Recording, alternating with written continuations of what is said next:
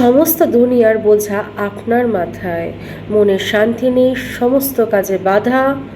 2026 আপনার ধৈর্য, মনোবল আর দৈব শক্তিতে আস্থার পরীক্ষা নেবে।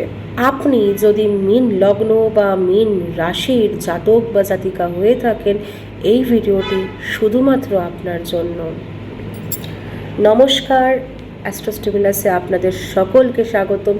আমি পম্পিতা চলে এসেছি আজকের ভিডিওর আলোচনার বিষয় মীন রাশির 2026-এর বার্ষিক রাশিফল। আপনার যদি মীন রাশি অথবা মীন লগ্ন হয়ে থাকে, এই ভিডিওটি শুধুমাত্র আপনার জন্য। চলুন আর দেরি না করে শুরু করা যাক, জানা যাক আপনার পুরো বছরটি কেমন যাবে আপনার কেরিয়ার, ফাইন্যান্স, কেমন যাবে আপনার শরীর, কেমন যাবে আপনার বাড়ির সুখ মৈত্রী, কেমন যাবে আপনার ট্রাভেলিংয়ের কোনো প্ল্যান থাকলে, বিজনেস স্টার্টআপসের কোনো প্ল্যান থাকলে, আর অবশ্যই আমরা আলোচনা করব প্রেম ও বৈবাহিক জীবন নিয়ে।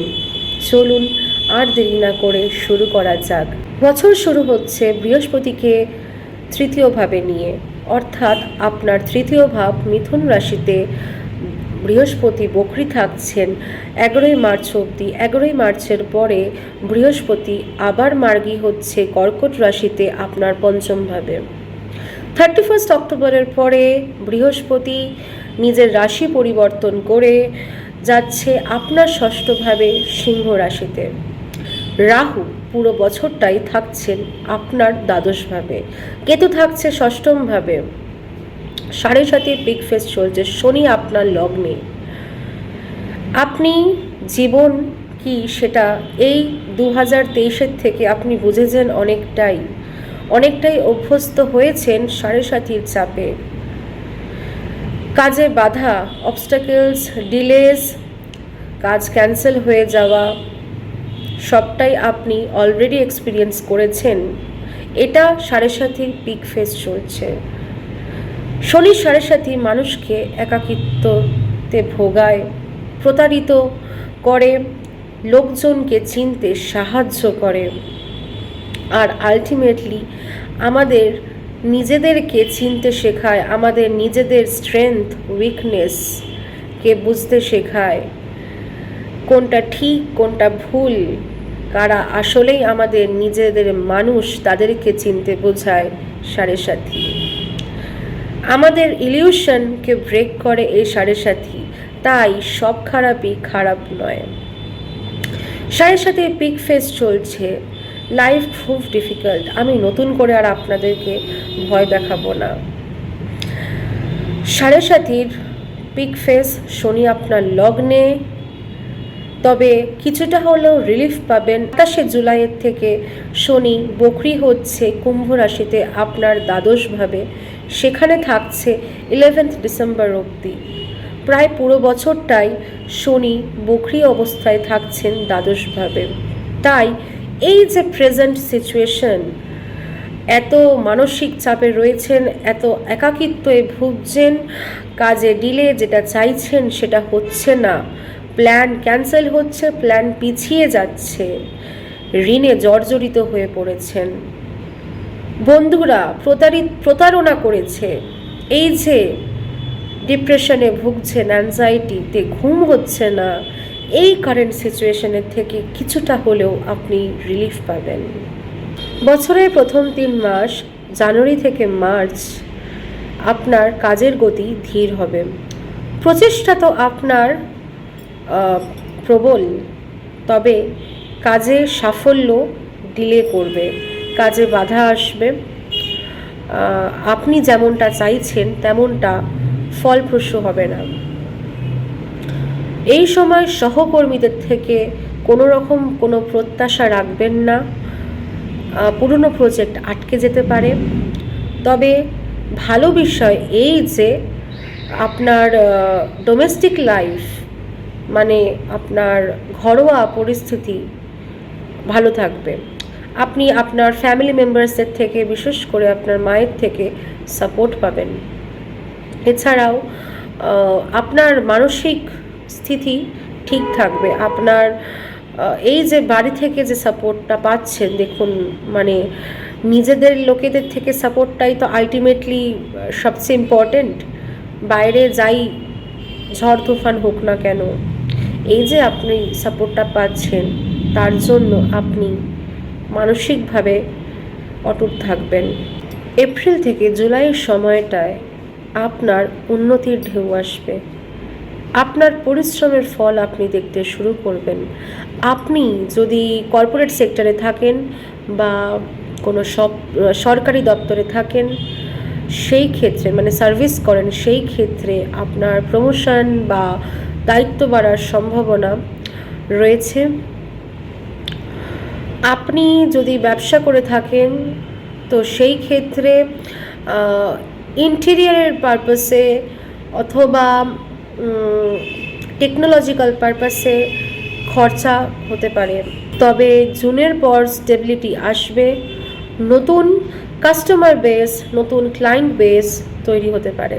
জুলাই থেকে ডিসেম্বরে যে টাইম পিরিয়ডটা, এই সময়ে বিদেশ সংক্রান্ত যদি কোনো প্রজেক্ট থেকে থাকে আপনার, বা বিদেশে গিয়ে নিজের জব চেঞ্জ করা বা কর্মস্থান নতুন স্টার্ট আপ করা, সেখানে ডিলে ক্রিয়েট হতে পারে, বিলম্ব তৈরি হতে পারে, যেমন ভিসা না পাওয়া অথবা এগ্রিমেন্টে কোনো সমস্যা দেখা দেওয়া বা পার্টনারশিপে কোনো সমস্যা দেখা দেওয়া। তাই এই যে টাইম পিরিয়ডটা, এই সময় খুব ভেবেচিন্তে ঠান্ডা মাথায় ক্যালকুলেটিভ ওয়েতে আপনি ডিসিশন নিন। যদি আপনি ফ্ল্যাট কেনার কথা ভাবেন বা বাড়ি তৈরি করা বা কেনার কথা ভাবেন বা বাড়ি তৈরির কাজে হাত দিতে চান, তবে মার্চ থেকে অক্টোবর সময়টা সবচেয়ে শুভ।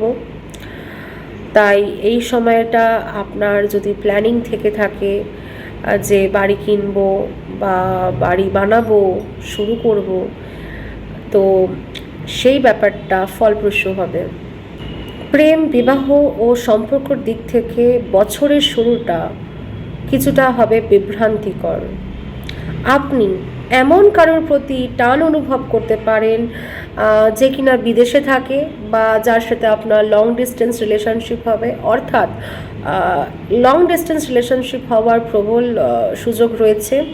এই সম্পর্কের শুরু রহস্যময়ভাবে হবে, বাস্তবতা আসতে একটু সময় লাগবে।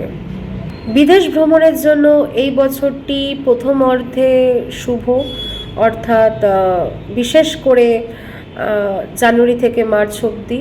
আপনার যদি কোনো ফরেন ট্রাভেল প্ল্যানিংয়ে থাকে তাহলে সেটা বছরের শুরুতেই করে নেওয়াটা বেটার, কারণ বিদেশ ভ্রমণের কারণে আপনার খরচা হতে পারে। বিদেশ ভ্রমণের কারণে কিছু আনএক্সপেক্টেড খরচা হতে পারে। এছাড়াও গুপ্ত শত্রু ক্রিয়েট হতে পারে। এই বছরটা আপনাকে সাবধানে থাকতে হবে যে আপনার অজান্তেই হয়তো আপনি গুপ্ত শত্রু বানিয়ে ফেলবেন। অফিসে পলিটিক্স, তো সেটা সাড়ে কারণে অলরেডি আপনি ফেস করছেন। এছাড়াও মানে যাদেরকে আপনি বন্ধু ভাবছেন, আপন ভাবছেন, তারাই আপনাদের খারাপ চাইছে, তারাই আপনাদের পিছনে আপনার বদনাম করছে। এরকম গুপ্ত শত্রু যাদেরকে আপনি বন্ধু ভাববেন, এরকমের যোগ রয়েছে। তাই সর্বদা সাবধান থাকবেন।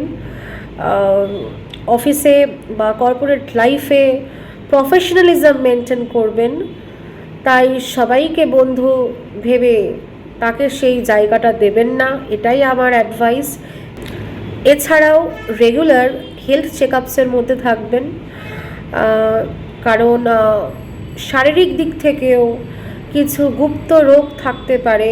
মানে কোনো সিমটমস যদি হয় সেটাকে অবহেলা করবেন না, রেগুলার চেকআপের মধ্যে থাকবেন, এটাই আমি আপনাদেরকে বলতে পারি। ফরেন কানেকশন বিল্ড হবে প্রচুর, তার সাথে খরচাও বাড়বে, খরচাতেও মানে আনসার্টেনটি আসবে, মানে খরচাটা অতিরিক্ত হয়ে যাবে 2026-এ। এছাড়াও আমি এটা বলতে পারি আপনারা যদি অলরেডি বা মানে ট্রেডিং করে থাকেন, শেয়ার মার্কেটে ইনভেস্ট করে থাকেন, তো সেই ক্ষেত্রেও খুব ভালোভাবে বিচার বিবেচনা করে ইনভেস্ট করবেন। সেখানেও কিন্তু লসের সম্ভাবনা আমি দেখতে পাচ্ছি। 2026টা আপনার জন্য শেয়ার মার্কেটে ইনভেস্টের জন্য ওভারঅল যেটা আমি দেখতে পাচ্ছি শুভ নয়। হ্যাঁ, পুরো বছরটাই কারোর খারাপ যেতে পারে না, আবার পুরো বছরটাই যে রোজ আমাদের ভালো দিন যাবে তাও নয়, ভালো খারাপ নেই আমাদের জীবন। তাও ওভারঅল আমি যেটা দেখতে পাচ্ছি যে শেয়ার মার্কেটে টাকা লস, ট্রেডিংসে প্রবলেম। তাই আপনি যদি নতুন করে শুরু করার কথা ভাবেন ইনভেস্টমেন্ট ট্রেডিংয়ে, শেয়ার মার্কেটে, সেই ক্ষেত্রে খুব বিচার বিবেচনা করে পরামর্শ নিয়ে এগোনো উচিত। এবার হেলথ নিয়ে কিছু বলা যাক। অলরেডি আপনি সাড়ে সাথীতে রয়েছেন, মানসিক চাপ, অ্যাংজাইটি, ডিপ্রেশন আপনাকে ঘিরে রেখেছে। এছাড়াও দ্বাদশভাবে রাহু, মানসিক দুশ্চিন্তা বাড়বে। মানে আপনার হয়তো সেই রোগটা হয়নি বা সেই পরিস্থিতি ততটাও খারাপ নেই, তাও আপনি সেটাকে নিয়ে ভাববেন। অলওয়েজ মাথায় কিছু না কিছু ভাবতেই থাকবেন। মানসিক উদ্বেগ, চঞ্চলতা, ঘুম না আসা, এই সমস্ত সমস্যা হতে পারে।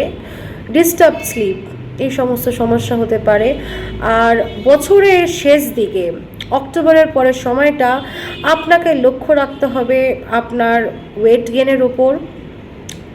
ওবেসিটি সমস্যা হতে পারে, লিভারের সমস্যা হতে পারে, বিশেষ করে লিভারের সমস্যা, অথবা থাইরয়েডের প্রবলেম, অ্যাসমার প্রবলেম, থাইরয়েডের প্রবলেম, কোনো গ্ল্যান্ড ইনফেকশন, এই সমস্ত সমস্যা হতে পারে।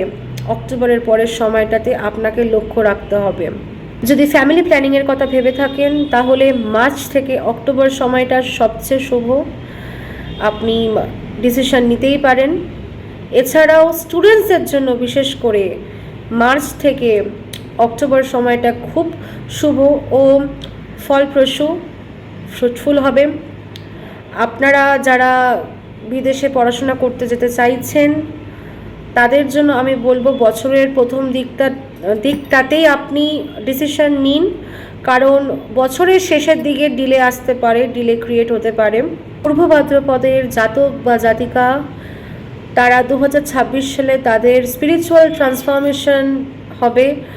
ভালোবাসা, আধ্যাত্মিকতা এবং সৃষ্টিশীল চিন্তাভাবনা বাড়বে।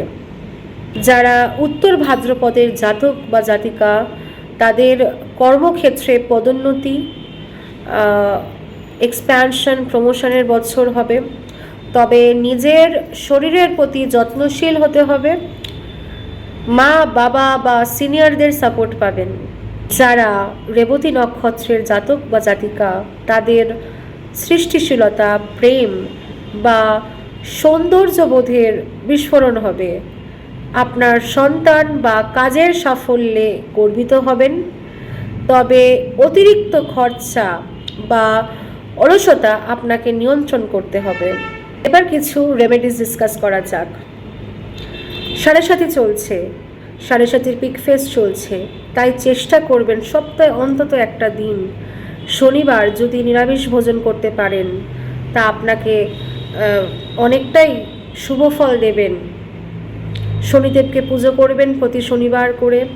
এছাড়াও অবশ্যই চেষ্টা করবেন প্রতি মঙ্গল ও শনিবার বজরংবলীকে স্মরণ করার, হনুমান চালিসা পাঠ করার চেষ্টা করবেন। যদি বৃহস্পতিবার করে কিছু ক্ষুধার্ত গরিব মানুষকে যদি আপনি খাওয়াতে পারেন বা চিনি দান করতে পারেন তা অবশ্যই আপনাকে ভালো ফল দেবেন। এছাড়াও প্রেম, সম্পর্ক বা বৈবাহিক জীবনে সুখ বাড়ানোর জন্য আপনি আপনার শোয়ার ঘরে একটা ময়ূরের পালক রাখতে পারেন। সেই ক্ষেত্রে আপনি অনেকটাই ভালো ফল পাবেন। তবে এই ছিল আজকের ভিডিও, মীন রাশির 2026-এর বার্ষিক রাশিফল। মনে রাখবেন এটা একটা জেনারিক প্রেডিকশন। আপনার পার্সোনালাইজড কুণ্ডলী বানানোর জন্য অবশ্যই আজকেই আমাকে যোগাযোগ করুন, নিচে দেওয়া নাম্বারে কন্ট্যাক্ট করে অ্যাপয়েন্টমেন্ট বুক করুন। মনে রাখবেন, আমাদের সবার দশা আলাদা, আমাদের লগ্নকুণ্ডলিতে আমাদের গ্রহর অবস্থান আলাদা। তাই ওভারঅল মীন রাশির কী যেতে পারে, কেমন যেতে পারে 2026, সেটার একটা সংক্ষিপ্ত একটা আলোচনা আমরা করলাম এই ভিডিওতে। নিজস্ব পার্সোনালাইজড কুণ্ডলি বানাতে হলে আমাকে যোগাযোগ করবেন অবশ্যই। এই ভিডিওটি পুরো দেখবার জন্য ধন্যবাদ। লাইক, শেয়ার, সাবস্ক্রাইব করে দেবেন, কমেন্ট করে জানাবেন আপনার রাশি বা আপনার লগ্ন কি। আমি চেষ্টা করব পরবর্তী ভিডিও অ্যাকর্ডিং টু দ্যাট বানানোর। ধন্যবাদ, ভালো থাকবেন, সুস্থ থাকবেন, দেখা হচ্ছে পরবর্তী পর্বে।